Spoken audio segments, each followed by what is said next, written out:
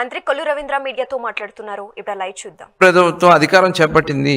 వచ్చిన దగ్గర నుంచి ప్రజలకు ఇచ్చినటువంటి ప్రతి హామీని నిలబెట్టుకోవడానికి ముందుకెళ్తా ఉంటే సూపర్ 6 మీద విష ప్రచారం, అసలు ఏమీ జరగట్లేదని చెప్పి ఫేక్ ప్రచారం చేస్తూ ఉన్నాడు జగన్మోహన్ రెడ్డి. సోషల్ మీడియాలో చేస్తూ ఉన్నాడు. ఒక పక్క ఆయన సాక్షి టీవీ, సాక్షి పేపర్లో చేసుకుంటా ఉన్నాడు. కొన్ని తన తొత్తులుగా ఉన్న వాటిలో కూడా ప్రచారం చేస్తున్నాడు. ఇవాళ మేము చాలా పారదర్శకంగా ప్రజలకు జవాబుదారీగా గౌరవ ముఖ్యమంత్రి చంద్రబాబు నాయుడు గారు కానీ, పవన్ కళ్యాణ్ గారు కానీ, మా యువ నాయకుడు నారా లోకేష్ గారు కానీ అహర్నిశలో కష్టపడుతూ ఈ రాష్ట్రానికి ఏ రకంగా పరిశ్రమలు తీసుకురావాలి, ఈ రాష్ట్రానికి ఏ రకమైనటువంటి ఉపాధి కల్పించాలి, ఈ రాష్ట్రంలో దగాపడినటువంటి ప్రతి ఒక్క వ్యక్తికి అండగా ఏ రకంగా ఉండాలని మరి ఈ ప్రభుత్వం పనిచేస్తూ ఉంది.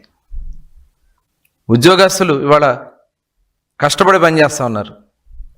వాళ్ళందరినీ కూడా నిర్వీర్యం చేసే కార్యక్రమాలు చేయడానికి ఒక దుష్ప్రచారాలు చేస్తున్నాడు. ఇవాళ మేము సూపర్ 6 చాలా పకడ్బందీగా ఇవాళ 64 లక్షల మందికి పెన్షన్లు ఇస్తున్నాం.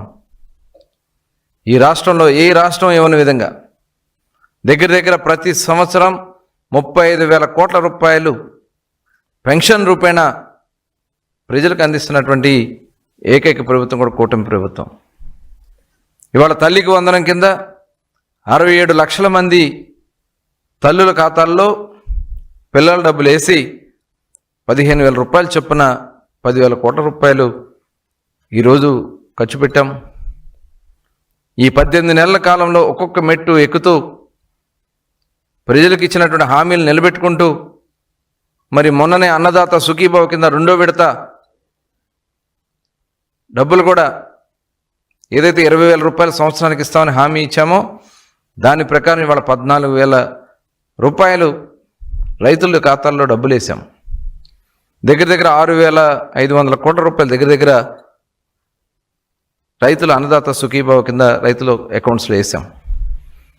అలాగే గ్యాస్ సిలిండర్స్ ఈరోజు దగ్గర 2 కోట్ల ఉచిత గ్యాస్ సిలిండర్స్ అందించాం.